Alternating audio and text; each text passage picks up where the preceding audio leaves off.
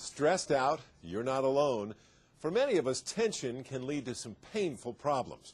Lorene Cachola joins us now with some great ways to get relief. Lorene? Thanks, Joe. Well, one big problem we have these days is that many of us have jobs that require us to be hunched over the computer all day long. And just a few hours in this position can cause some serious neck problems. Well, here to help straighten us out is personal trainer Wendy Holmes. Wendy, thanks for joining us. Glad to be here. What are some of the conditions that cause neck tension? Well, as you already mentioned, typing at our desk, but also our sleeping position, or also head trauma and injury can also cause neck stress, as well as emotional stress can lead to tension in the neck. Well, as we talked about typing, and many of us have jobs that we can't change, so we need to do this. So what can we do about the neck tension? Well, some exercises we can do during the day at our desk are to, with our neck, or let's turn to the right. Good. And straight ahead. And now let's turn to the left and straight ahead. And from here, now we're going to take our chin down to our chest and roll around right ear to right shoulder and back to the front and gently roll left ear to left shoulder. You want to hold these about 5 to 10 seconds.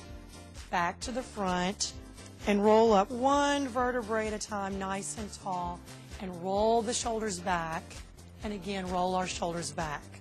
Oh, it's really relaxing. I can feel that already.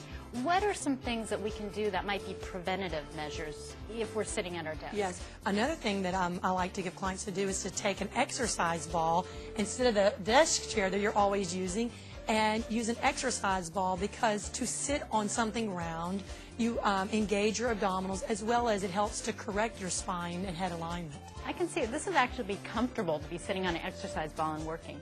Oh, what about if you really have some serious neck tension? Are there some exercise classes that you can take? An exercise class that I would recommend is a class like Pilates.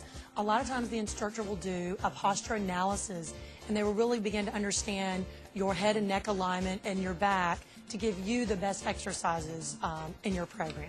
And I know that exercise actually can also be a source of neck pain. What are some things that you can do to prevent that?